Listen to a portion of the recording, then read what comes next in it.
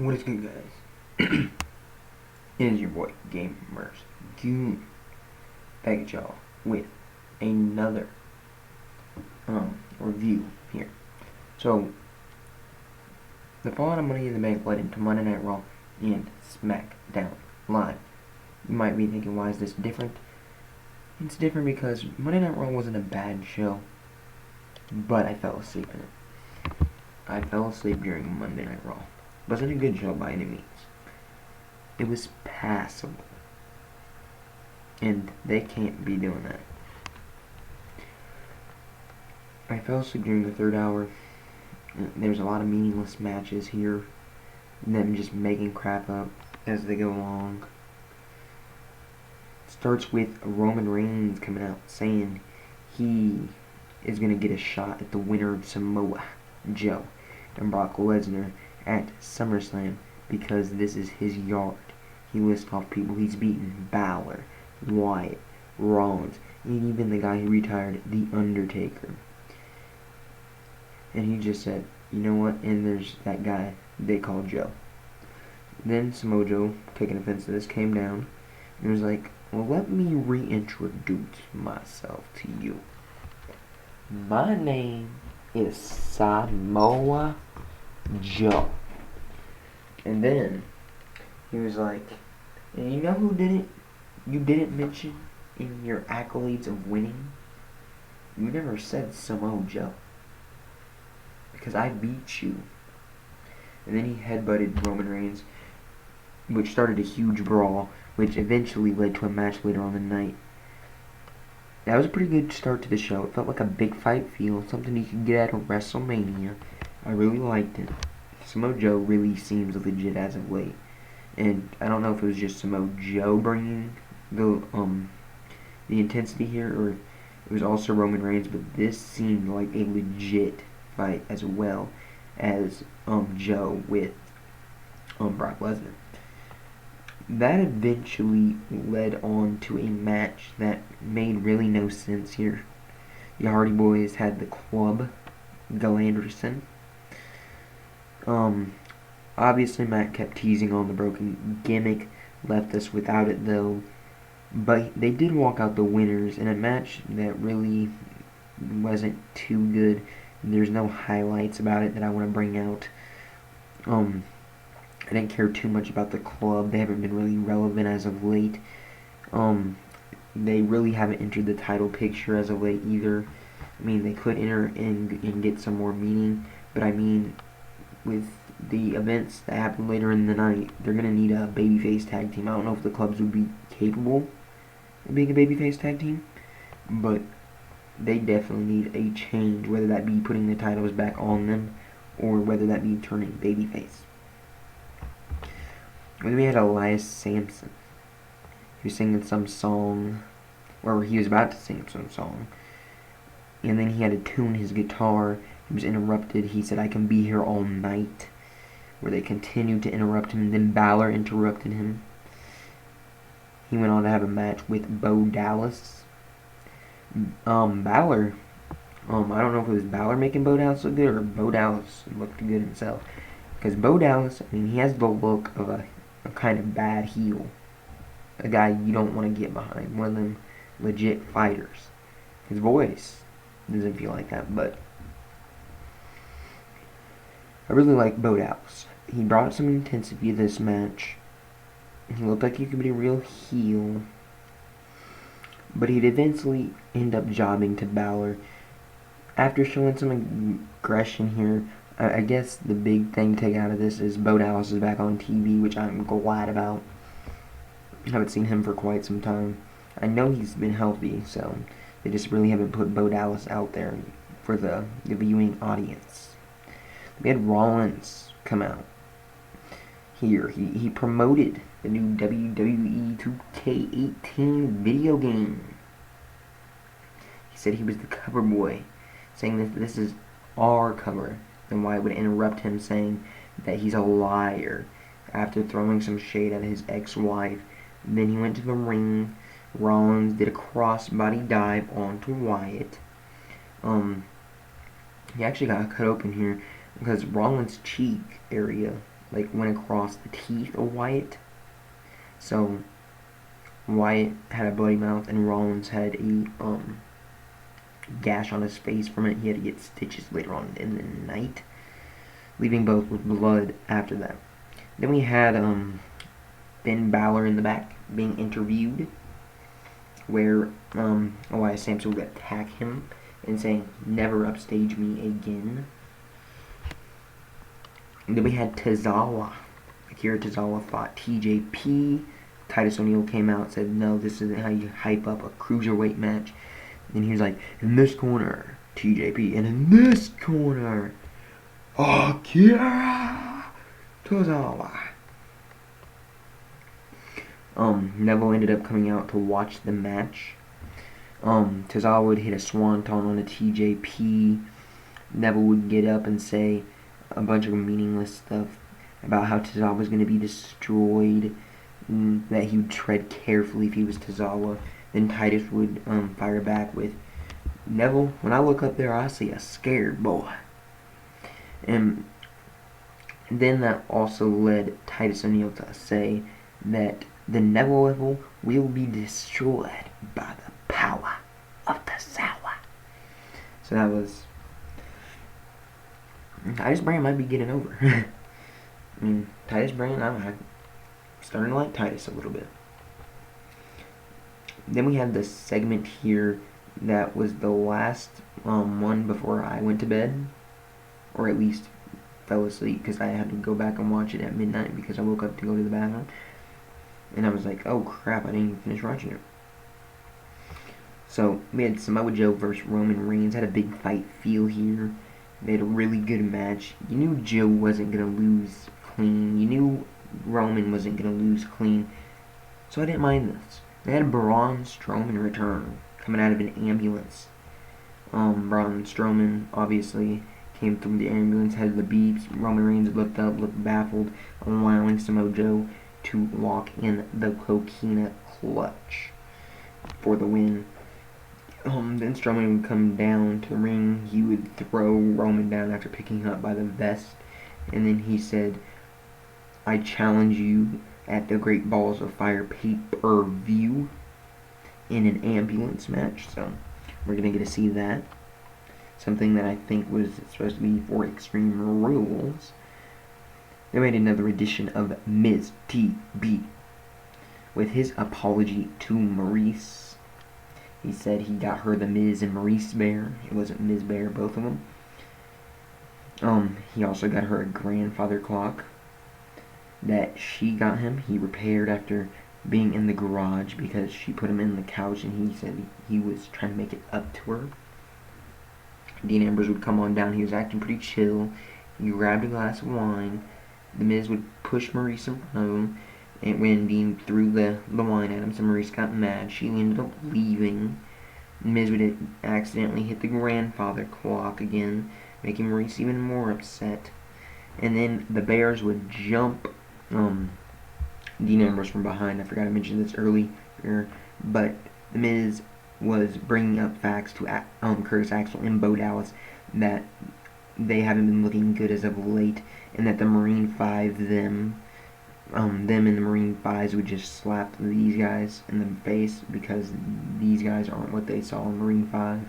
So they ended up helping the Miz here before Dean Ambrose was able to finish the job with the Miz. So I'm glad these guys are getting a little bit of spotlight, but it was okay. They were supposed to have Sasha Banks versus Nia Jax here. Alexa Bliss was on commentary. Emma would come on out, chase Bliss into the ring. We saw a brawl between all of them. We got to see Dana and Mickey come in for the save. Then Bayley would return. I don't know why Bayley was showing more aggression than she has the entire Alexa Bliss feud. Don't ask me. Ask their creative team. It didn't make much sense. I don't know how they're going to build Bayley up from here, though. Then we had the big reveal. Kurt Angle came to the ring. He said he is here to reveal the attackers of Enzo and Kaz. He invited the Big Show and the Revival out. Both proved their innocence. Big Show says he goes head first. And then the Revival said that they had witnesses in the back. And all of them have proven to be true alibis. So both of them are out of the picture. Then Corey Graves would interrupt. Corey Graves is great on the mic. They should do more with him. He calls Cass out, and we had footage on Cass. Cass was placing himself under the debris there from last week, and Corey Graves is like trying to talk Cass through it. So, is this your pre-match ritual, or is this what you do before your matches? It was really good. You must be lost looking for catering. That was even better. They mentioned a lot of catering, so that was kind of funny. And then Cass would be like, you know what? I can't take this anymore. Yeah, it was me. And he cut a phenomenal promo on the Enzo, saying how it was all Enzo's fault because he's been holding Cass back from tag team gold. And Cass is where the money lies. But I have a problem with this. I do agree that they should be split at one point in their careers. But at the moment, Enzo doesn't have anything going for him. He's either going to end up in 205 or he's going to wither away in catering. Big Cass is the only one they're thinking about in this situation. I don't know what Enzo's plans are for the future. They teased the 205 before, saying, I'm 206, you're in here with a heavyweight. No matter how great the Big Cass promo was, it felt way too rushed. It really did. You got one babyface tag team, really, because the Hardys I don't consider to be babyface because they're going to be broken as soon as they get that call from TNA allowing them to use the gimmick, the broken gimmick, the delightful broken gimmick. So the only real tag team that's a babyface on this show right now is Slater and Rhino. That's why I mentioned maybe, just maybe, turn Del Anderson babyface for no reason. I mean, they gotta do something with the babyfaces, because who's Cesaro and Sheamus gonna fight? But after watching Raw and SmackDown, I'm gonna tell you it's not gonna be like this in the future, but I do prefer SmackDown above Raw.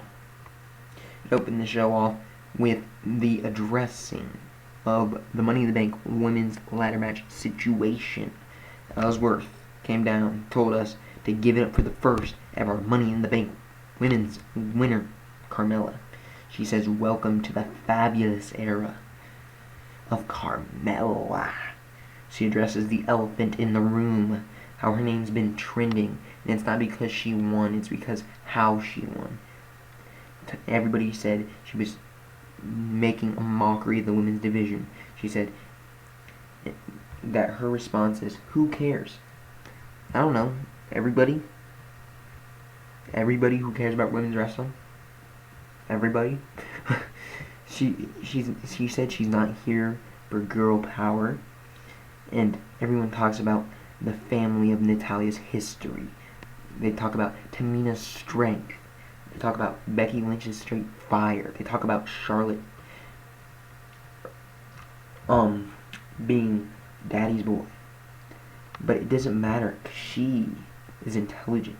She says, while all we are trying to make history, she has been making plans on the future. She says she won fair and square. She talks about how others have helped. Talk about how Sheamus won with the help of Bray Wyatt, and how Bryan would probably publicly address the issue later on in the night. The thing is, Wyatt didn't grab the briefcase, honey. That's the only difference, really. She says there's no rules, so she didn't break any rules, because obviously there's no rules in the Money in the Bank ladder match. And she says that Bryan has to man up and agree with her, since she is the first Miss Money in the Bank, causing nothing for any of us to do about it. Then we had Bryan in the back talking to Charlotte. He asked her how her neck was. She said she doesn't care about her neck. It's time that he acts. She says it's only for women licensed to be in the match. She says that he needs to do the right thing. So that's where Charlotte lied on that. And we had the New Day come on out. In the backstage, they were with the skeleton with the Day One-ish thing on, dancing with it or whatever. It was weird. New Day came out. They said that they thought that they were going to enter the Uso penitentiary, but the Usos prison broke their own prison and showed them how they left. Xavier, we could barely hear it, said that they were effing cowards. I had to replay it to hear it, but I thought he said it at the time, and I was like, did he just say that? He said it really softly. Then they introduce us to the Warden. He has a big nightstick, wink wink, and they say, Deputy Biggie Langston says that there's no easy way out, there's no shortcuts, because New Day rocks. Usos would come on out for Jimmy and Big E's match here. Jay would play a distraction pretty early, clanking belts, causing Big E to be distracted. He would turn around. Jimmy would take advantage of this. A little bit later, Jimmy would go for a splash, which led to a series of suplexes from Big E. He went for a big splash. Jimmy would turn it into a Samoan drop. Then Kofi would distract Jimmy, so he turned around, but then he would escape the ring after a failed big ending attempt from Big E. Then Kofi would go and jump Jay as they were both trying to cower away once again, allowing Jimmy to come back into the ring, take a big ending, and allowing the New Day to win. So, I think I'll talk about it later, but I think that they're probably going to have a Fatal 4-Way at Battleground. Then we had Daniel Bryan listening to Natalya and Tamina, where Natalya welcomes Daniel Bryan back, and then Daniel Bryan would ask her how her shoulder was from the match. She says, I don't care about my shoulder, happy Father's Day. And then she went to talk about her cats or something, but it's all about Money in the Bank. Then Tamina says, you know what, if Carmella keeps running her mouth, she will have my foot shoved up her mouth. Naomi then would be in the back, asked about the Money in the Bank outcome. Then she said she's ashamed of what happened. She also says Bryan will end up making the right choice. Then Lana would interrupt. She would interrupt Naomi, saying that she would be the champ if it wasn't for Carmella, so she should be grateful for Carmella. She asked for a rematch. Naomi says she didn't earn it. Then says, but since I'm a fighting champ, you got a match next week. And get out of my face before I slap you all the way back to Russia. So, Lana's still doing the Russian accent. Don't know why, but we can't change that. Then we had Orton saying he took the eye off the ball with Jinder Mahal. Trying to rhyme here. Orton, you were cringy with that. After the Sings laid their hands on his father, he just had red. He saw red. He had to be there for his father. He said he's been there before with the numbers game. He can deal with numbers, but not hit anybody attacking his family. He said, now it's not about me winning my 14th championship. Now it's personal. I will RKO all of the Mahals, since he wanted to make it personal. Alright. Then we had Dolph Ziggler versus Shinsuke Nakamura. Why is this still a feud? I thought we ended this. I really did. I thought it was over. I don't know who said it. It was JBL, I think. He said something along the lines of a feud that got some heat during 2 nights ago, Money in the Bank. Nakamura and Dolph Ziggler didn't have any interactions, really, besides the spot where Nakamura was giving everybody a Kinshasa. They really had no interactions. If anybody was going to be in the feud with Shinsuke Nakamura here, I'd put Corbin in one, but I would give Nakamura some time off, give him 1 or 2 weeks. He doesn't have to be on every show. He could take a night or two off. He could say he's still injured for Money in the Bank because of Baron Corbin. But I don't know why they didn't go that route. They still did Dolph Ziggler and Nakamura tonight. Don't know why. It was really technical at the beginning from Dolph Ziggler before Nakamura got to use his strong style kicks and moves. And then Ziggler would have a spot where he would hit a drop kick on Nakamura, but Nakamura would actually sidestep it. And then Dolph Ziggler would throw Shinsuke Nakamura into the ring post and then would try to pick up the win. Nakamura would kick out. Dolph Ziggler still had the momentum here until Shinsuke Nakamura just started with them brutal kicks. He would do a running knee. He wouldn't get the 3 count even though we thought he would. Nakamura would then miss a Kinshasa, turned into a famouser from Dolph Ziggler. Nakamura would kick out. Dolph Ziggler went for a small package, turned into an arm bar. Then from Nakamura, Dolph Ziggler would rake the eyes of Nakamura to get out of it. Then Ziggler would come up and hit his zigzag 1-2, no. He converted it into a sleeper hold. Nakamura would power through. He would hit him with some kicks, and then he'd finish him off with a Kinshasa for the win. We had Daniel Bryan and Sami Zayn in the back. They were talking how he's going to have a match against Baron Corbin next week.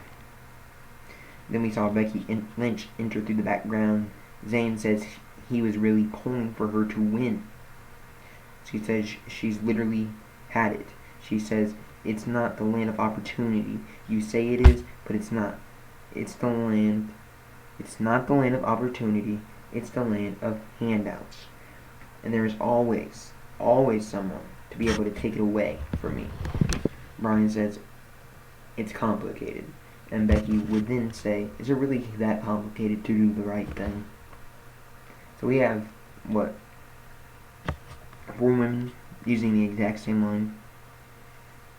My personal favorite out of all of them was Becky Lynch's promo. That's just because of her accent, though. Then they showed how Money in the Bank was... Well, they pulled this thing up saying Money in the Bank was the most social show. Why would you do this to yourself? It wasn't the most social show. Nobody cared about Money in the Bank for the right reasons. We all care about them for the wrong reasons. You screwed over the women. You had Breezango in a meaningless match. Where was Breezango tonight? Where were they? I mean, what in the world was it was controversy. That's why it was the most social show, because people were sitting there arguing whether they thought Carmella deserved it. They were sitting there arguing whether freaking Nakamura should have had his entrance. Everybody wasn't arguing for the right reasons. No, it was because of a controversy. But that's what they wanted to build it upon, is a controversy. So I don't understand why they would promote that. The match that had everybody talking was the women's one. So you can thank them for getting your thing to be all that hyped. Then KO would have a match. He actually wasn't hurt after Money in the Bank, saying that every opponent in Money in the Bank agreed to attack him, that they tried to end his career, that it was an injustice. He said it wasn't fair, but he is still unbroken. He is still our face of America. He said that he will give the people an opportunity. Since this is the land of opportunity, and so is the USA, he said that he will give a guy from Dayton, Ohio, an opportunity to win the belt tonight in an open challenge. Then Styles would come out, and he says how unfortunate for Kevin Owens, being that he was talking about how everybody agreed to attack him. He then went up to Kevin Owens and then said, or well actually AJ Styles went on to say, you know what's better than being the United States champion? Beating you for the United States championship. Kevin Owens is like, well, you must not have been listening. I said somebody from Ohio, Dayton, Ohio. Then American Alpha's Chad Gable would come on out. Kevin Owens was like, you must not be listening either, because from what I know, you're not from Dayton. And then he asks, what makes him think he can be there? He was like, actually, I just moved to Dayton. When'd you move? Gable would say the exact words, well, this morning. So, there's a little funny moment there for Gable. He then asked, Kevin Owens asked Gable his address. I don't know what the address he gave. I think it was their stadium address. I believe JBL was like, oh, that's the college address. So if he's in a college, then that's why. I think it was actually the stadium's address, but who knows. And then AJ Styles would be like, oh yeah, I know that address. It's legit. Ring the bell. So, the match would start with Gable hitting some suplexes on Kevin Owens. AJ was on commentary. Kevin Owens would get some momentum here. Gable and Owens had a little decent match. Nothing to get out of your seat for, but a match that was passable. It was really great, but it did the job, I guess. I'm hoping they keep doing the open challenge thing with Owens. Gable looked like he had Owens' number for a little bit until Kevin Owens would pick up the victory. And he would have a big stare down with AJ Styles from the ramp. So it looks like they're going to continue that. So I really was hoping they wouldn't, but I really hope they will at the same time. I really hope Kevin Owens still uses open challenges. I think that's a smart idea. I mean, we get to see more guys get on television. We get to see Ty Dillinger, who we got to see tonight. Not the most memorable ways, but we got to see him. Then we have the Hype Bros in the back asking for their chance. Daniel said that the division has changed since they've last been there, and all they have to do is beat the Usos next week. So we had a lot of matches booked for next week. Then we had Ty Dillinger here with Sami Zayn doing a review on Sonic, and he was giving each of them 10s. Really cheesy. And then he said, is there anything you don't give a 10? I don't rate this conversation a 10. So, yeah, it was stupid. Ty Dillinger was on the show, though, so. We wanted Ty Dillinger. They gave us Ty Dillinger. It might have been a commercial-like thing, but they gave it to us. Didn't enjoy it, but you know what? It just proved to us that Ty Dillinger really isn't catering. Thank you. I appreciate that. So does Ty Dillinger. Then we had Daniel Bryan coming out for what I believe was the most important moment for the last however many months in wrestling. Until the Samoa Joe Brock Lesnar match, this is probably going to be the highlight so far. Besides the TakeOver Chicago NXT UK match, this was a huge moment since then. There wasn't a lot of huge moments in the recent past, but this one I'll put in it. We gotta see Daniel Bryan's important decision. Daniel Bryan says, thank you for welcoming him back. He says, it's been held up with a sort of Money in the Bank winner for the women. He invites them to the ring here. Ellsworth would talk about Brian's family here, trying to break Brian down. Brian was like, you know what, Ellsworth?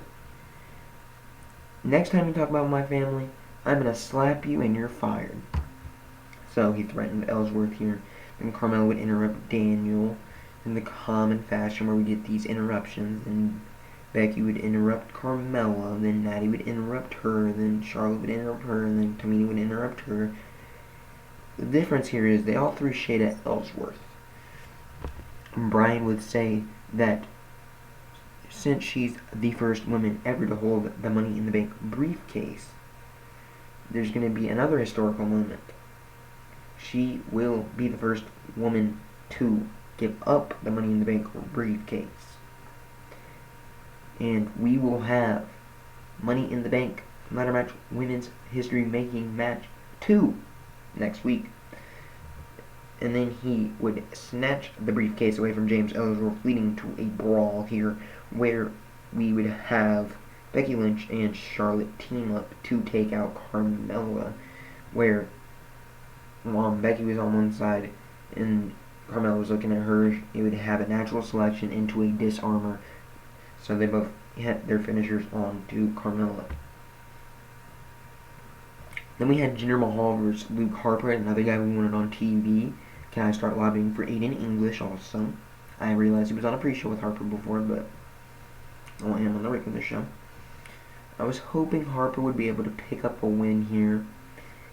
I knew he wasn't. I was really hoping they would start to book Harper a little stronger here. I mean, they were booking Harper pretty strong. He'd probably have Jinder Mahal about 75% of the match. Harper would have a moment where he'd go for a suicide dive. He would end up hitting one of the Singh brothers.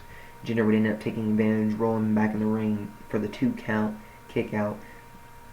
They really made Mahal look weak compared to Harper, which I don't know if Harper's ever going to be a champion, but they really need to start making Mahal look a little bit more legit.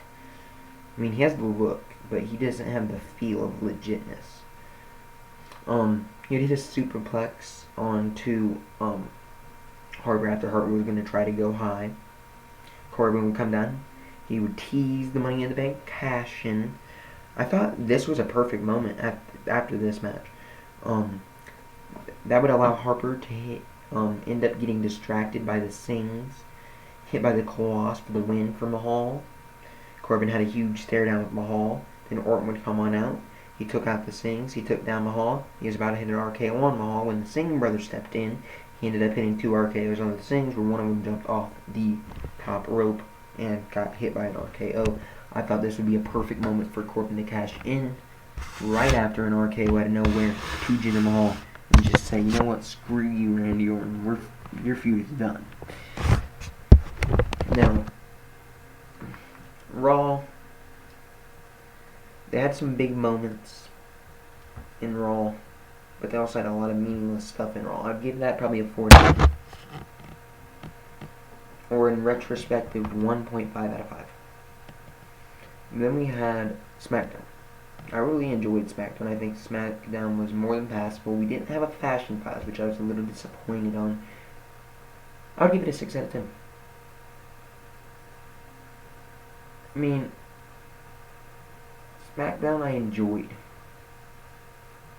because I'm invested in this Smackdown right now. They've made you want to care a little bit more. Ty Dillinger, I still want to be utilized. They made me want to care about the Money in the Bank women's ladder match. They made me want to care about a Mahal, because he was irrelevant, and then he's became this huge star that's not really that huge. But you know what? Jinder Mahal's starting to grow on me. They're making him look weak, but you know what? We're going to have to live with it. As well get adjusted. They're never going to give Jinder Mahal a clean win. I really don't think they will. I don't know if they ever will, but hopefully not. We had a lot of story progressing here tonight. I mean, I think Corbin and Nakamura would be a whole lot better than a Dolph Ziggler Nakamura. We've seen it. They really could have went that angle with Corbin taking out Nakamura. We could have had Nakamura out and then he'd return, make a huge grand entrance, return, saying, you know what? I want you at Battleground. Since you had to take me out, I'm going to take you out. I would have liked that booking a whole lot more than just randomly placing Nakamura and Ziggler and say, oh, their feud got some more heat after Money in the Bank. They didn't have any confrontation. What confrontation did they have? One concession. Congratulations. Congratulations. AJ Nakamura, they had a confrontation. That seemed legit. Corbin Nakamura, they had a confrontation. That seemed legit. Owens Nakamura didn't have a confrontation. Ziggler, nope. Sammy, nope. None of them. There's only 2 that could have been. AJ Styles and Corbin would have been logical here. Don't know what they were thinking. But you know what? Nakamura had to have been booked on this show because of planning of the script of SmackDown, thinking that big star will help your ratings. By the way, don't know how in the world Randy Orton's about to get a shot at Battleground, because I do predict Mahal will confront John Cena on John Cena's return in 2 more weeks, which is before Battleground. So don't know which way they're gonna go around Randy Orton, if he's gonna get a work hurt or something. I don't know how they're gonna get Mahal out of this feud. I think this would have been the perfect moment for it to end here. It could have just had Corbin cash in, and then you could have Mahal go about how you don't have to have Cena win his title against Mahal. You can save it for a bigger pay-per-view than a Battleground. And you could have Mahal interrupt him saying, you know what, I was the former champion here on Smackdown Live. You could give Mahal his title rematch the next Smackdown, right before Cena returns, so that Mahal can enter a feud with John Cena. John Cena can put over Mahal. Mahal can get some more build, and he can go chase another title. And he can stay in the main event picture by beating John Cena. His second chance is to have a match against John Cena.